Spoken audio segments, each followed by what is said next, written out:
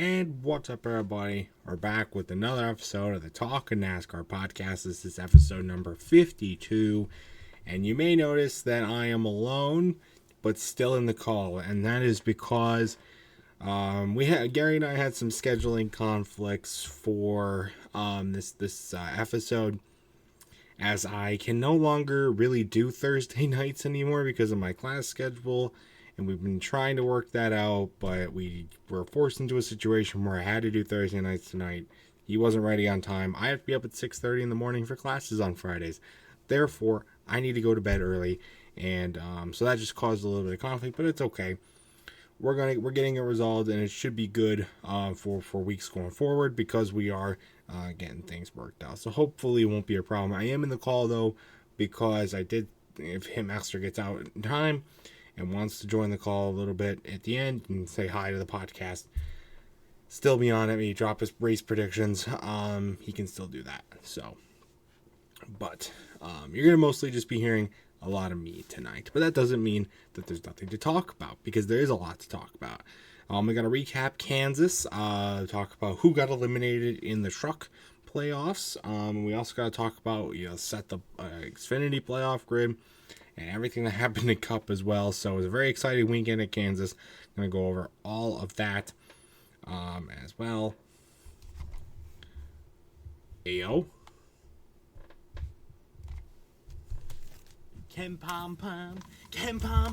I am recording, by the way. I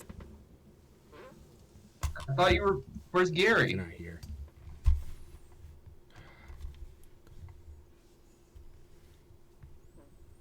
Yeah, if you don't want to be in the episode, drop out. I'm recording. Gary's just not here. So. I'm so sorry. I thought you were waiting for Garry. I'll go away.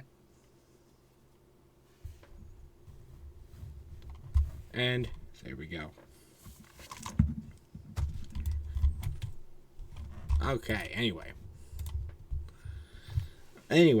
after all that, we got a lot of other stuff to talk about, though. A lot of paint schemes were announced, some big silly season stuff as well was announced, and of course at the end, either if it's just me or Hitmaster joins in time, we will drop our Bristol predictions for the weekend. In fact, the truck race as we speak. Actually, the truck race is already over. Time this episode going up, but I'm recording it just as the truck race is about to start. Can't watch it, sadly. I probably won't be able to watch any action this weekend. I'm hoping to maybe catch some of the Cup race and probably also watch the Xfinity race. I don't know if I'm going to be able to watch anything else. Weekends are pretty busy for me, and with the races being when they are, kind of sucks. But anyway. Let's jump right into it, shall we? So let's talk about the truck series first. Again, like this week and last week was pretty much the same thing. I did not watch any racing last weekend. I was busy with work, and I was busy with classes, and I was busy with all this other stuff. So I was forced to watch the highlights. And I missed a pretty good weekend of racing, all things considered, which was kind of surprising. I expected some excitement, but not too much. It is Kansas, after all, not the most exciting track on the schedule, but we got surprised. First off, in the truck series, Christian Eckes won in a very, very exciting finish, like 3 wide on the last lap of the race. Everybody was jockeying for position, and which was really, really cool to see, especially on a cutoff race. All the intensity bubbled up together like that. It was really, really cool to see. I really don't have anything else to comment on the race other than Matt DiBenedetto and Matt Crafton were both eliminated from playoff contention in this race. The truck series only cut 2 drivers in the first round.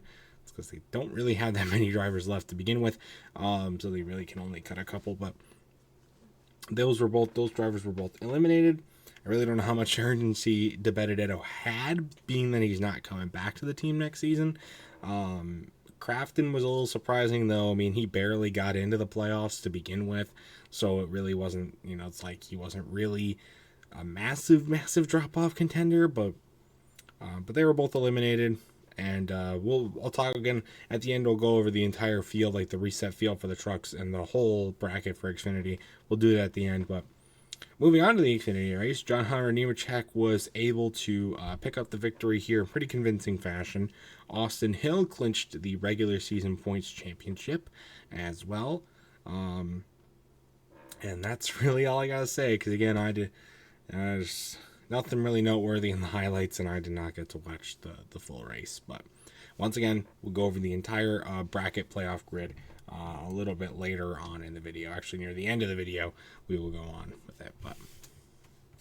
And then the Cup race. There were a lot of tire issues. A lot of tire issues I saw, which is kind of surprising.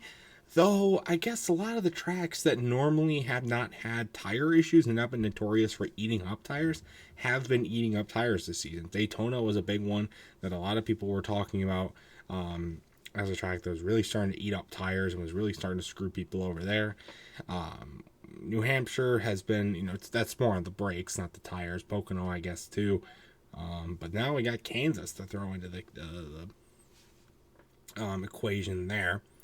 Lots of playoff drivers were in trouble as well. I really did not expect Kansas to be that hard on the playoff drivers. I expected Darlington to be very hard on the drivers, though. But Darlington was pretty forgiving. Outside of Michael McDowell, it was pretty forgiving. I know Denny Hamlin got screwed over by a penalty, but he still got 2 stage wins, and so he wasn't that bad off. But this Kansas, I expected, it screwed over a ton of people. Noteworthy, Martin Truex Jr., who hit the wall very early on in the race, finished dead last, garnered 0 stage points, and now sits below the cut line going into Bristol. The regular season points champion is in threat of not even making it out of the first round, despite the massive advantage he had with the 15 extra bonus points that he got with winning the regular season title. So that is very, very huge. So that is very, very huge. Bubba Wallace also had some problems. And other drivers were just kind of up and down throughout the day. But at the end of the day, Tyler Reddick was able to capitalize on a late overtime restart and was able to get the win in another very thrilling finish. Both Truck and Cup provided some very good finishes last weekend at Kansas, and that was pretty cool to see there. It's quite crazy. The 45 car has now won 3 times at Kansas with 3 different drivers: Kurt Busch, Bubba Wallace, and now Tyler Reddick, which is just really, really weird to think about. But Reddick wins. He advances on into the next round of the playoffs now, which is kind of surprising. I didn't expect Reddick to win.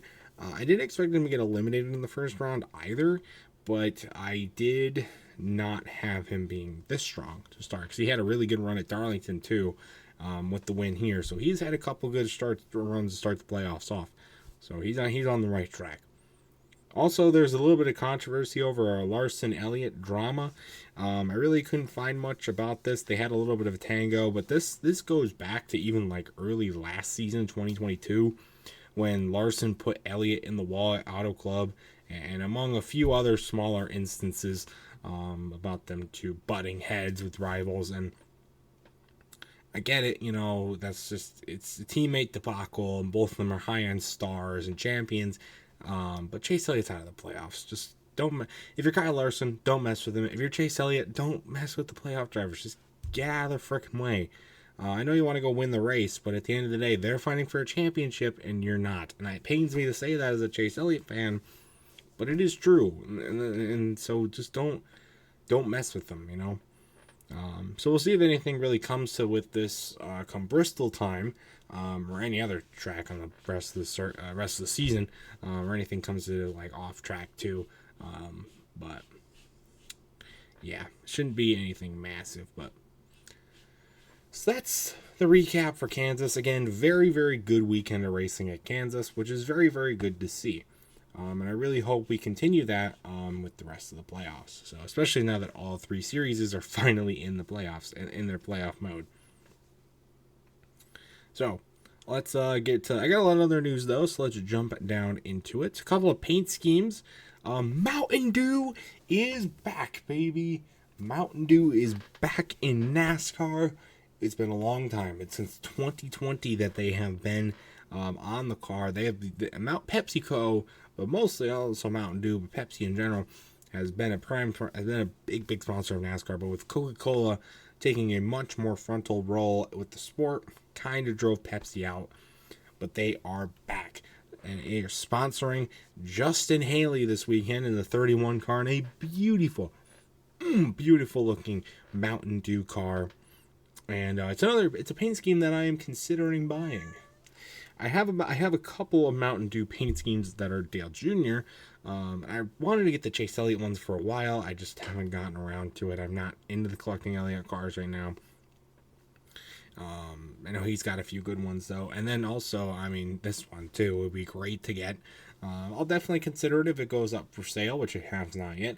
Though I'm also still waiting on the Alex Bowman Pistons car, which also hasn't gone on sale yet, and that's pretty annoying. I would be very shocked if they don't make it, being it's a Hendrick driver and being the Detroit Pistons, but maybe not. Maybe it was like a licensing agreement, or maybe they're just waiting to sell it at the games. Who knows? If they're selling it at the games, though, am I really going to have to buy a ticket to get it? And you know I will. Anyway, so that's going to look cool. Another paint scheme going to Bristol. Chase Elliott is going gold. He's running a golden with a nice, really black outline paint scheme for Bristol. That's going to look really cool under the lights, too, in my opinion. So I'm really excited to see that. And then some other big news. Ryan Vargas, I believe we've talked about him before on the podcast. I could be wrong. But he is doing a kind of a double header sort of thing.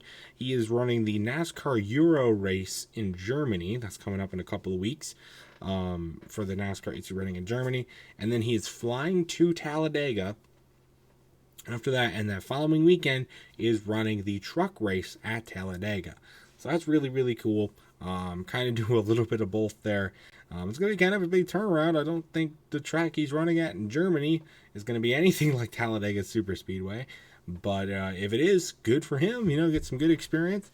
And, what better place to score a win in the Cup Series, and not in the Cup, but the Truck Series, coming off of a big race overseas than Talladega Superspeedway. I think that'd be really cool to see. Only time will tell. But it's really cool that he's even getting the chance. So, here's a very controversial piece of news. We're going to talk about this a little bit. NASCAR said that they are bringing back stage breaks for the Charlotte Roval race coming up in October. This is controversial because NASCAR said at the beginning of the season that the road courses would not have stage cautions in 2023, that they were testing it out. And now they would see how it went. But now, they are bringing them back. Now, anybody who's been watching the sport probably knows why they're bringing them back. And that's because the last 2 road course races, Indy Road Course and Watkins Glen, were boring as hell. They each had 1 caution apiece. And remember, the Indy Road Course caution was in the second lap of the race. So, really super long green flying runs. Both races, I think, were more boring than they have been in the past. However, overall, I think both fan satisfaction and driver satisfaction, team satisfaction, was up about both races. They felt more in control. They were able to control pit strategy. They were able to execute and really test the endurance of their cars, and the fans were able to see a little bit more of a natural outcome for the races, even if it was pretty damn boring, I will not lie. But in NASCAR's sense, they're looking for excitement, and that's really all they're looking for. Longer green flying runs usually means they can't run as many commercials either. sure they looked into that as a factor for it. And also, being the playoffs, they do want some excitement. The Roval has done a pretty good job over its few years of running in NASCAR to deliver said excitement. And I think not having the stage cautions would affect that, though I don't know if it would be as much as like Indy or Watkins Glen or any other road course that we've seen this season. But in my opinion, I'm okay with it, I guess. Like, I would have preferred, like, Watkins Glen and Indy, I was expected to see more cautions, and I would expected to see more restarts. Because that's kind of what road courses thrive off of, with the excitement factor, is the restarts. Because it's very quickly that they can get spread out, and being a large track, lap traffic doesn't really become much of a factor. So, you gotta rely on them restarts, right? Especially when, cautions don't always come out. Sometimes they spin, they keep going. And, that's...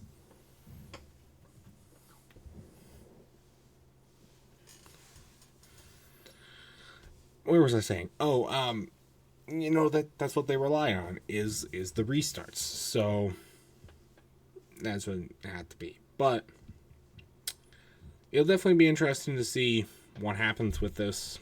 Obviously, it's not going to be much of a change, but it is definitely going to be one that we're going to have to learn with. So, and I think this also shows that stage breaks will be coming back to the road courses in 2024. I do expect them to maybe try it with a different type of track.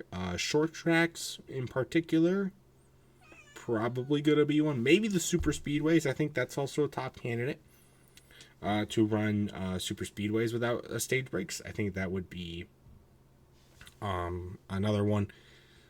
But who knows? We'll see. It'll come down further. NASCAR and Rocket League both made an announcement recently. The NASCAR 75th anniversary car, as well as the Tyler Reddick Rocket League car that he ran at Michigan about a month ago now, a little over a month ago. Both of those cars are coming to Rocket League, and you'll be able to play as them in the game. So that is pretty cool. Anybody probably saw that coming. I mean, Rocket League sponsors NASCAR. NASCAR's probably going to put that car in the Rocket League. And it makes sense to put the 75th anniversary car in there too. So, popular decisions probably for people. And it'll be good to see. Noah Gragson, he's back in the news because he got reinstated. This means he can run NASCAR again anytime. So far, he has not been signed by anybody. However, he can be signed. And I think a lot of the MAGA fans of NASCAR, you know what I mean, are probably pretty excited about this. Me personally, I don't care. Yeah, yes, it was a terrible idea and a very, very stupid idea to like a post mocking George Floyd. I don't think, well, there's a lot of people arguing that, but you really shouldn't be arguing that. It's insensitive. The meme wasn't even that funny. Okay, I've seen the meme. It's not funny. But on the other hand, I think the punishment was a little too harsh. Sensitivity training probably should have been what he got. Maybe a race suspension. But to be completely fired off by Legacy Motor Club and later NASCAR, I think was a little too much, in my opinion. So, I really don't know who's going to sign him either. I don't think he's getting signed at all this season. Though I think maybe he'll go down to the lower series again. Who knows? He's definitely, I think especially like the Xfinity series, maybe you can see a little bit of talent for him. But again, you take away the whole like PR and also like the political logistics of all of this. He was running like absolute shit this season, and I think teams and stuff are going to take that into account and realize that maybe we shouldn't sign him because it would be bad for our PR and also just not really good for the team's performance. So I could very well see him not get a cup ride at all this season, or for the rest of the season, or even next season. I probably could see him getting an Xfinity ride. Where? I don't know. Maybe even a truck ride. Maybe truck will be goes where he'll have to go to for now. We'll see.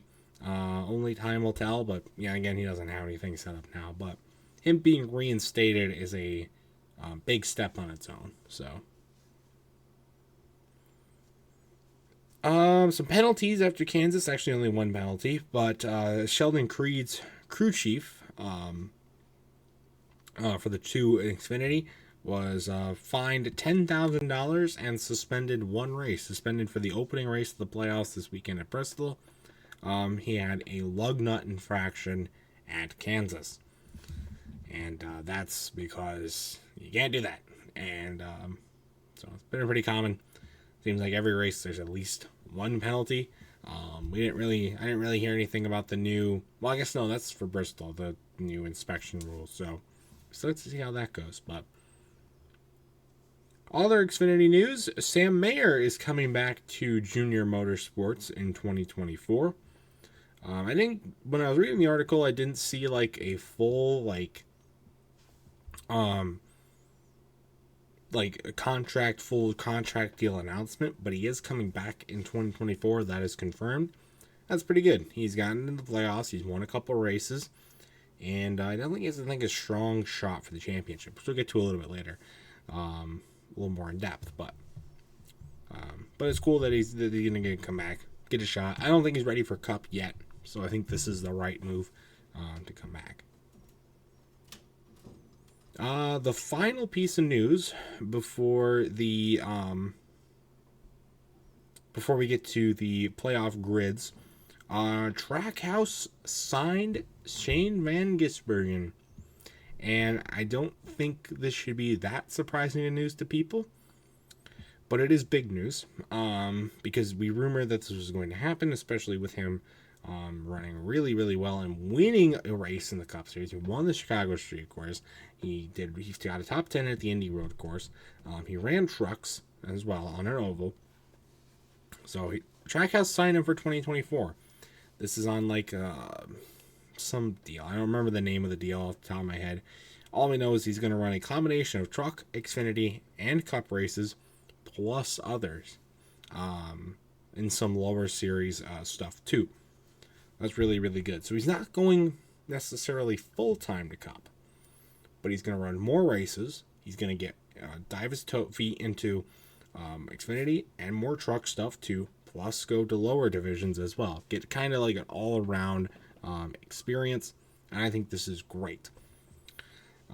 He's maybe not ready to run the full schedule yet in the Cup Series, despite winning a race, but he can definitely grow and compete. Still be good, maybe get a full run in 2025. Now, again, maybe he will get the full ride. We don't know the exact races that he's running yet, or how many he's running, or which ones he's running, or anything like that. But it's cool that he's got the deal, enjoying the deal. So, and that's all the news I had. I'm gonna check real quick because I didn't check the news much today, so maybe something else came up.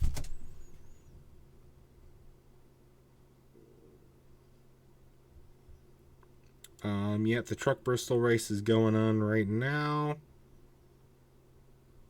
but I'm not gonna recap that again, at least until next week, as we should.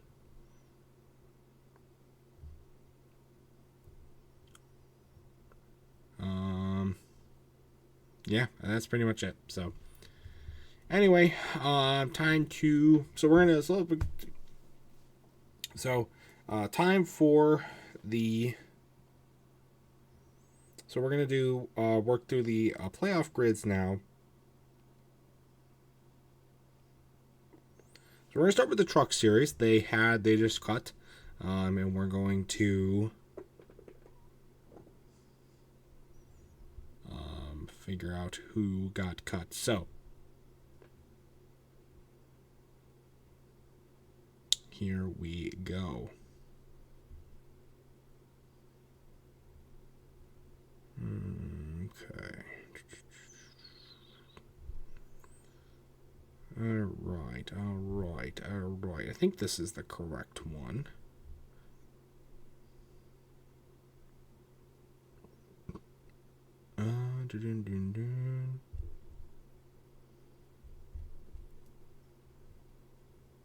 All right, I think this is the grid. So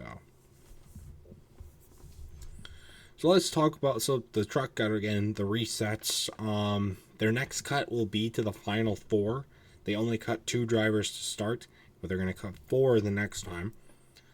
So they reset the grid. Plus 30 points right now is actually no, only plus. Actually, only plus 8. Plus 8 on the grid is Corey Heim in the 11. Christian Eckes in the 19 is plus 2. Grant Enfinger is also plus 2 in the 23. Really rooting for him because the team is shutting down at the end of the season. It'd be really cool to go out on top like that. Carson Hocevar is technically above the cut line, though plus 0 right now. Zane Smith also is technically below the cut line, but he's also plus 0. And then Ty Majeski is minus 6, and Ben Rhodes is minus 9. And then Nicholas Sanchez is minus 16.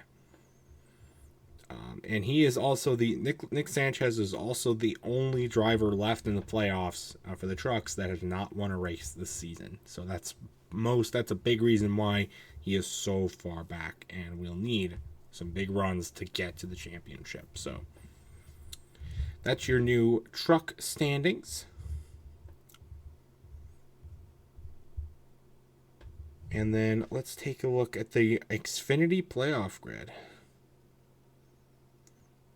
So normally Hitmaster pulls this up, but all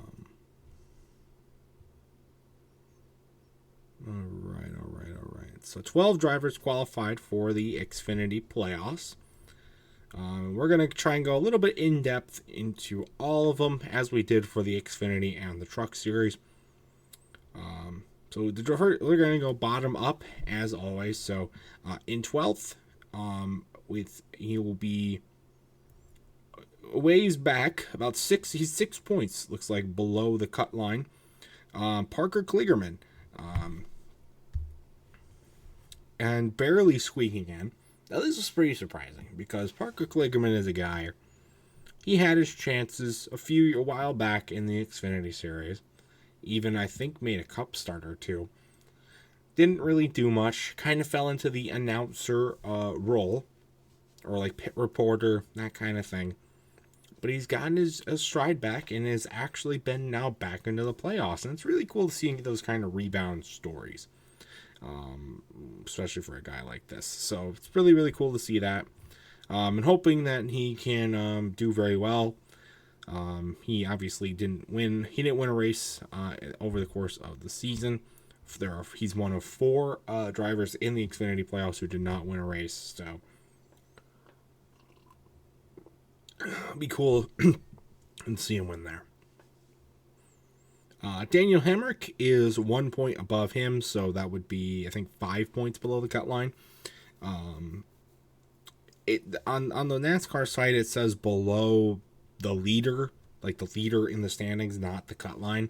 So just trying to do a little bit of math here, but anyways, Daniel Hemrick in the 10 car, another driver who did not win at all in 2023 yet.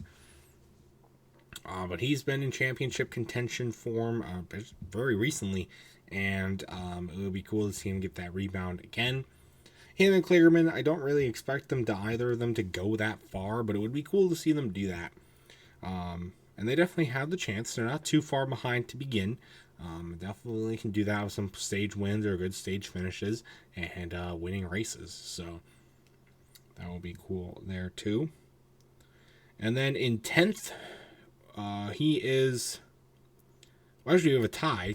We technically have a tie, though they placed Jeb Burton in 10th, and 2 points below the cut line. Jeb Burton is only here because he won a race. That's pretty self-explanatory. I think he's not the greatest driver, a little bit overrated because of his name. I'm not going to lie. And that's not something unique to this guy or to NASCAR at all. But yeah, so he's got the win, and that's going to keep him a little bit of a cushion. Maybe he can luck into a second round appearance, but I really don't see it. I don't think he's going to do more than that, and he would be lucky to get to the second round in the first place. He would need a big win to get that far, I think. Tied with him, and also 2 points below the cut line, but technically in the 9th position, is Sammy Smith, the first non-Chevrolet driver that we've talked about. Again, 2 points below the cut line. Another driver who I don't expect to go that far, but maybe he will.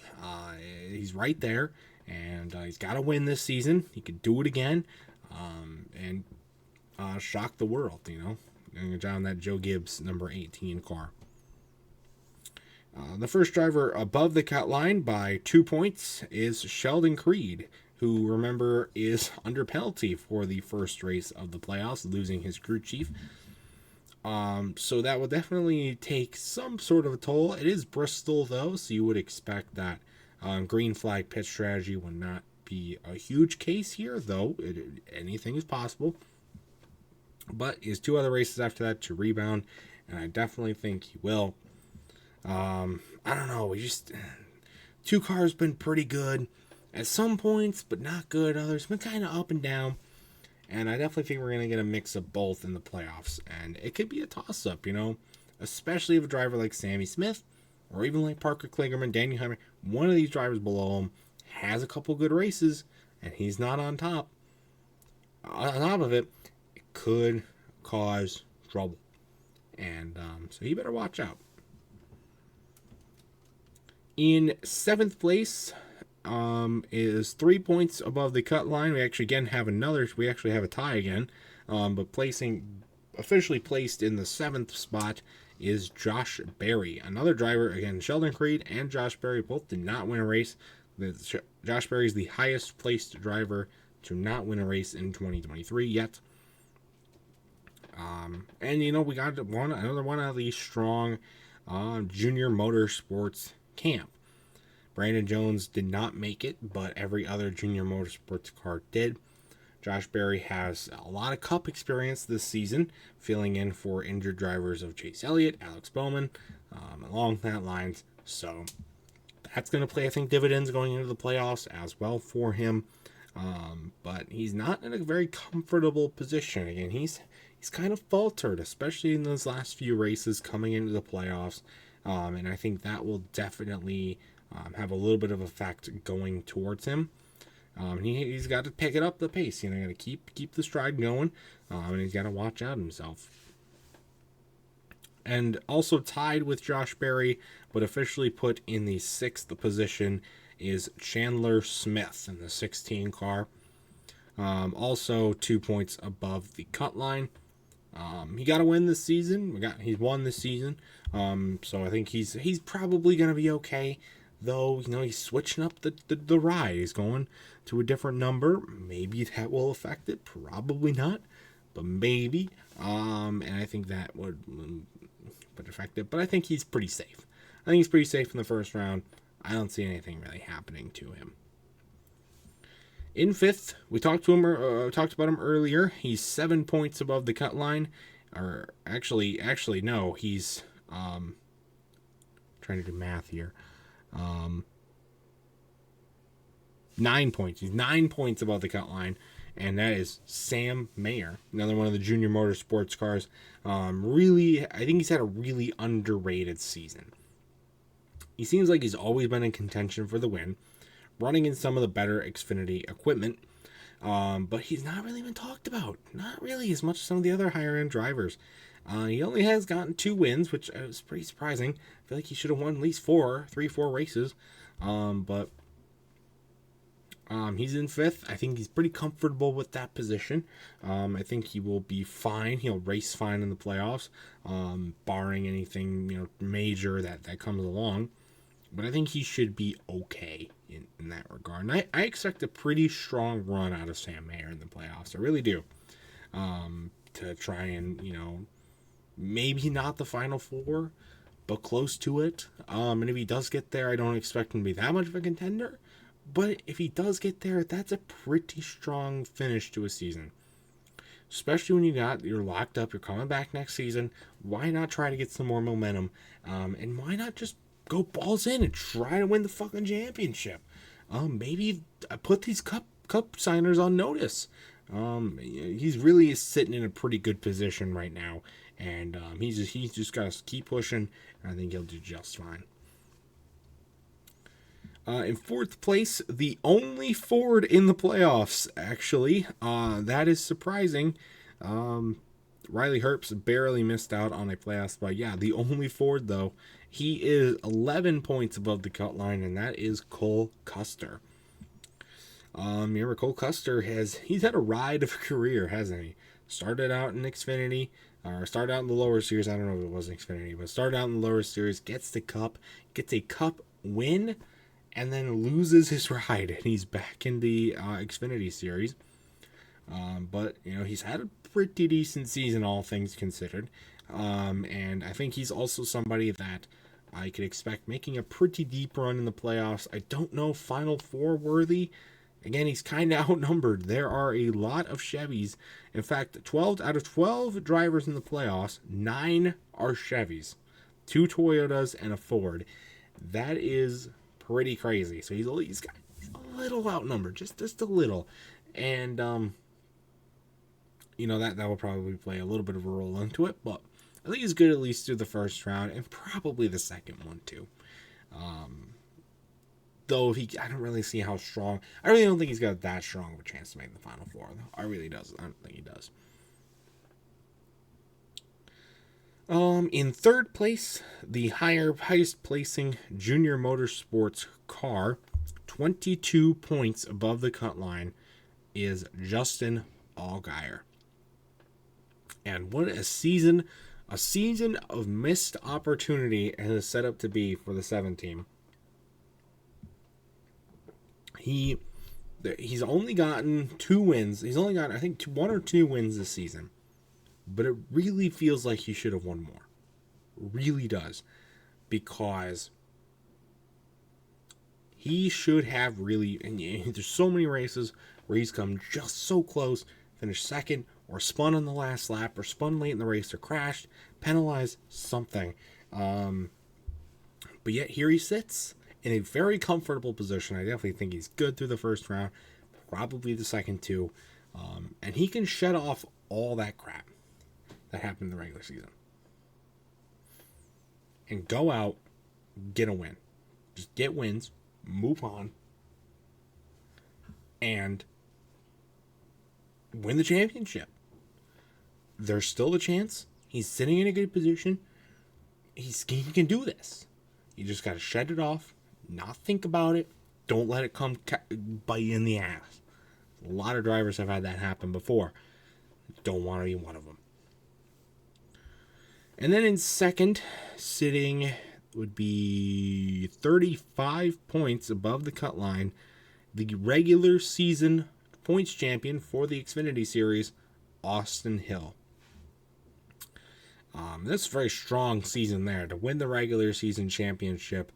Though with Martin Truex, see how it can still come unraveled, but he's sitting in a very good position right now. Ran a very, very strong season, and I think that'll carry over into a good run, especially running an RCR equipment. That's pretty good for what he's done. So that should be pretty good. He's also the highest sitting Chevy in the field as well. So fun fact, but he's had a pretty good season, and I think that will continue. Final Four lock, I want to say it, but with Truex happening in the Cup, you never know anymore, I guess. So we'll just have to see. But definitely a good run there. And then the top man, the points leader, going in is not Austin Hill. He's sitting, holy hell, he is sitting 45 points above the cut line. John Hunter Nemechek. 5 wins over the course of the season so far. And I'm sorry, he's a Final Four lock for me. He has done put on such a dominant run. He's coming off that win in Kansas too, and just bolsters the entire thing. Win, and you have to win in this format of the playoffs with everything going on. You have to win, and that is exactly what he's been doing. And I do not see that stopping at all in the playoffs. Gets a win and moves on through the rounds. And if he doesn't even win, he's got a huge points cushion. 45 freaking points he's got for a cushion. You'd have to be an idiot to fuck that up. You'd have to try to fuck that up. And I just don't see it happening. I really don't. So, but that is your entire Xfinity playoff grid. 12 drivers. So that's pretty cool. Analyze them all. We want to hear you guys' predictions. I'm not going to do an official championship prediction. I have not watched enough Xfinity to fully garner a championship prediction, but I do want to know your guys' thoughts and a prediction down below. So, and then the Cup, we'll analyze the Cup playoff grid now after post Kansas.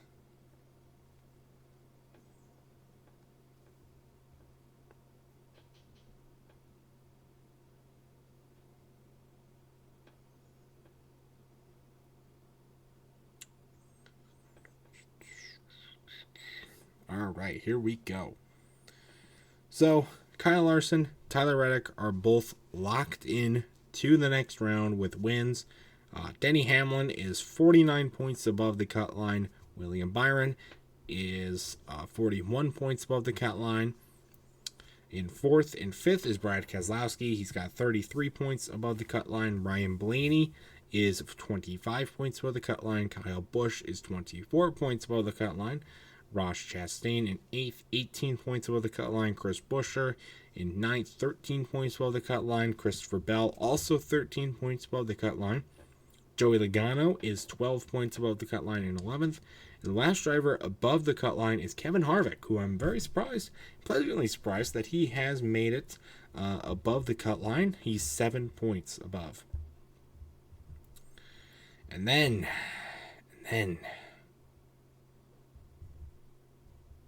the floor below. Michael McDowell in a must-win situation. He's 40 points back. Ricky Stenhouse Jr. all but in a must-win situation as well. 22 points back. Bubba Wallace, who had troubles at Kansas, also pretty much in the same boat. 19 points back. And surprisingly, Martin Truex Jr., again, the regular season champion, is 7 points below the cut line. And that is very, very surprising. We saw the Kevin Harvick choke in 2020, but that was, he at least one or two races in the playoffs early on. And he made it all the way to the end round of 8. He probably should have made his way to the Final Four. But this would be something for Truex. So, but that's your grids going through.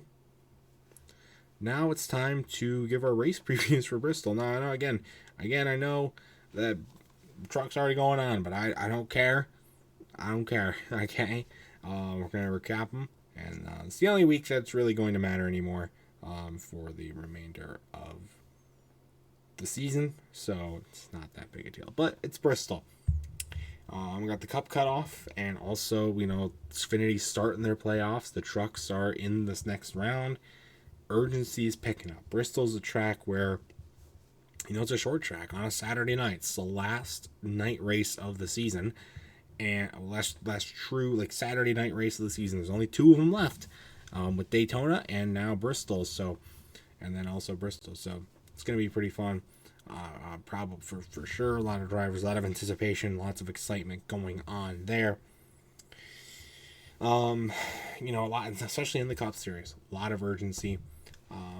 How good do I expect the racing product to be? Not great, especially in the Cup. The short track package is still terrible, and I don't expect really much to be good about it at Bristol. Though Xfinity has had some pretty exciting finishes there recently, and I expect the trucks to also have a pretty good finish. Cup, I hope, but I don't expect. So, but it should be a good night of watching. Like I said, I want to watch it. I do. And I might watch a little bit of the trucks before going to bed. I don't know, but the Xfinity, I'm going to try and watch all of it. And the Cup, I'm going to try and watch some. Oh, I don't hate working. I can't say that, but I love my job.